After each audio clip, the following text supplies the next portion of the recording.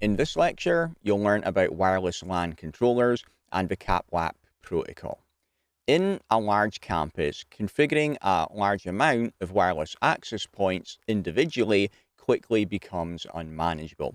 You can see in the example campus here, I've got my first wireless AP, which is configured with the corporate WLAN and its settings, and then I've set up the same configuration on the second wireless AP. Now, that would be fine and easy to manage if I only had a couple of access points, but what if I had 200 different access points? Well, configuring them all separately would just really be unmanageable. So that is where a WLC comes in. A WLC, the wireless LAN controller, can be used as a central point of management, and you can manage all of your access points from there. This is what some of our wireless LAN controllers look like. So over on the left here, you can see a couple of dedicated hardware WLCs. Different models are available. The bigger, more powerful models support a larger amount of access points. So you can see this smaller one down here at the bottom could be used in a smaller office. You can also get wireless LAN controller blades that fit into your switches or routers. So here's an example of a blade that goes into a switch, and below there is a blade that fits into a router. A virtual wireless controller is also available, which runs in software. And redundancy is supported, so you're going to want to double up on your wireless LAN controllers for redundancy. Standalone access points are known as autonomous access points. So if you don't have a wireless LAN controller controlling the AP, it's a standalone or autonomous AP. Access points which do have a WLC are known as lightweight access points. And the installed software image determines whether an access point is autonomous or lightweight. So you can get an access point from Cisco, the exact same model, and it can operate in either autonomous mode or in lightweight mode. The way you determine that is by putting the correct software image onto that AP. Use either the autonomous image or use the lightweight image. Okay, let's have a look at the first big way that using a wireless LAN controller makes it easier to manage a large amount of access points, and that is ZTP, Zero Touch Provisioning. With Zero Touch Provisioning, your access points discover the wireless LAN controller and then download their configuration from there. The way that they can discover where the wireless LAN controller is either via DHCP. So with this, you plug your access point into the wired network. It sends out a DHCP request to get its IP address, subnet mask, and default gateway. And it will also get information about option 43, which gives it the IP address of the wireless LAN controller. So in DHCP, you've got your various options that you can configure in there, like IP address, subnet mask, and default gateway. Option 3 is used to tell an access point the IP address of its wireless LAN controller. Another option you can use is by using DNS to tell the AP where its wireless LAN controller is. With Cisco APs, when they boot up, they are set up like this from the factory, that they will look for a DNS record for Cisco CAPWAP controller. So if they do get their IP address, subnet mask, default gateway, and their DNS server, if they have not received option 43 from the DHCP server telling them the IP address of the wireless LAN controller, they will send out a DNS request asking for the IP address of Cisco CAPWAP controller. So if you've configured an address record on your DNS server for that, which includes the IP address of the wireless LAN controller, your APs can find out how to find it from there.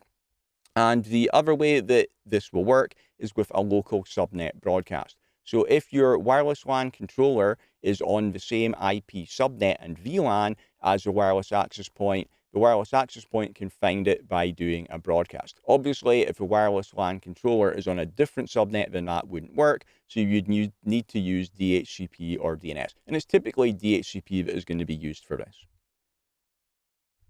So the lightweight access point will discover the IP address of the wireless LAN controller through one of those methods. It will then connect to the wireless LAN controller and download its configuration from there. That includes what WLANs the access point should support and their settings, and all the other settings for that access point. The wireless LAN controller also monitors the wireless quality and controls the channels and power of the access points. So because it's managing all of the different access points, it can set them up so they're using non-interfering channels. It will also set the power levels on the APs to make sure that they don't interfere with each other. It can also detect rogue APs as well. A rogue AP would be if a hacker has added an access point to the campus, which is broadcasting a legitimate SSID, trying to get people to connect in there, and then they'll be able to do bad things to those clients. Or maybe it's not a hacker, maybe it's just something that's happened by accident, maybe an old AP that is not managed by the WLC. Well, you don't want that to be in your building, you want all of the APs to be managed. The wireless LAN controller will be able to detect rogue APs, report them to you so that you can correct that. We covered roaming in the last lecture, and this is possible with autonomous APs. So with roaming, your wireless stations can roam across wireless APs supporting the same WLANs. So in our example here, we have got the laptop here, and then you walk through the building, you get closer to the other AP, and your laptop will then associate wirelessly to the new AP. Now, you can do that with autonomous APs, but if you're using authentication, which you definitely should be, then because the authentication is handled separately on the two different APs, you're going to have a break of service when it roams to the new AP. So if you're maybe on a phone call on your device, maybe you're using your phone and you're connected wirelessly and you're making a phone call, you're walking around the building, that's going to cause a problem because you're going to have drops as you're roaming. If you're using a wireless LAN controller, well, the authentication is offloaded from the APs to the wireless LAN controller. So you can get seamless roaming if you're using a WLC with no breaks in service. Okay, the protocol that is used for the communications between the wireless LAN controller and the access points is CAPWAP. That stands for Control and Provisioning of Wireless Access Points. It's an open standard protocol that enables your wireless LAN controller to manage the APs. With CAPWAP, the communications are encrypted inside a DTLS CAPWAP tunnel, and it uses UDP ports 5246 and 5247. So if you've got a firewall between your wireless LAN controller and an AP, make sure that those ports are open on the firewall. With a wireless LAN controller, some of the work is moved from the APs to the wireless LAN controller. That's why they're now called lightweight APs, because they're not doing the same workload that we'd be doing if it were an autonomous AP. Real-time traffic is still handled by the AP in order to provide suitable performance. So this real-time traffic, if that was going to the wireless LAN controller and back again, that would add some additional delay, which would drop the performance level. So for that real-time traffic where it can't really have any delay, that's still going to be handled by the AP. The rest of the traffic and responsibilities are going to be handled by the wireless LAN controller, and this functionality is known as split MAC. So the operations that will be handled by the AP are the client handshake when it's connecting, the beacons where the AP announces information about its WLANs and their SSIDs, performance monitoring. So the AP will do the actual performance monitoring, checking the quality in its coverage area. That information will, however, be sent to the WLC, and the WLC is going to be taking action based on that information. Encryption and decryption is also handled by the AP, and any clients that are in power save mode, those communications from the AP to them will also be handled by the AP. Okay, next up, let's look at the operations which will be handled by the wireless LAN controller. Authentication. So when you are going onto the wireless network and you enter in your password or your username and password, that authentication will be controlled by the wireless LAN controller. The roaming control also by the WLC, 802.11 to 802.3 communication. So all traffic that is going from the wireless to the wired LAN is going to be passing through the wireless LAN controller. You'll see some more information about this later because we need to talk about that more because it is important. Also, the radio frequency management, so making sure that neighboring APs are not communicating on the same channel and causing interference. The WLC will handle that.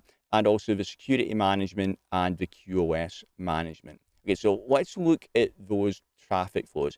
So first off, looking at the traffic flow with an autonomous AP, so where we're not using a wireless LAN controller. And you can see here we've got a wireless client, and it is connecting to, it's communicating with the wired network. So the traffic goes to the AP. It will then tag it with the correct VLAN and send it on to the upstream switch. It's different when we're using a wireless LAN controller. Now you can see what happens is the client sends its packet up to the access point, then the access point will send it to the wireless LAN controller. Then the wireless LAN controller sends it back to the switch again, and then it goes to the final destination. So you saw with an autonomous AP, it goes from the AP to the switch and then directly to the final destination. But when we are using a wireless LAN controller, it goes through the CAPWAP tunnel to the WLC, and then it gets hairpinned back out onto the network again. So you can see all the traffic is passing through the wireless LAN controller, as well as that production traffic between your different endpoints. The management traffic where the wireless LAN controller is controlling the APs, that also passes through the CAPWAP tunnel as well. So you can see from here, there's going to be a lot of traffic that is going through the wireless LAN controller. If you've got 100 APs and they're all communicating with devices on the wired network, rather than it going through the most direct path to get there, it's all going through the wireless LAN controller. So because of this, you want that wireless LAN controller to have enough bandwidth to support the throughput that's going through it. So typically, you're not going to have just a single physical connection from a wireless LAN controller onto the switch it's connected to. You're going to want to have multiple physical connections there to give you enough bandwidth, and you're going to bundle them together into an Ether channel. And the terminology in 802.11 and from Cisco is that is now called LAG, link aggregation. It's just the same as an Ether channel. Okay, last thing to tell you about is FlexConnect. So again, as we were just talking on that last slide, all of the traffic between the devices on your wireless network and the wired network are going through the wireless LAN controller. This is not a problem if they're all in the same campus and you do have enough bandwidth on that connection between the wireless LAN controller and the switch. But if the access point was in, say, a small remote office and your wireless LAN controller was in the main office, that would cause a problem.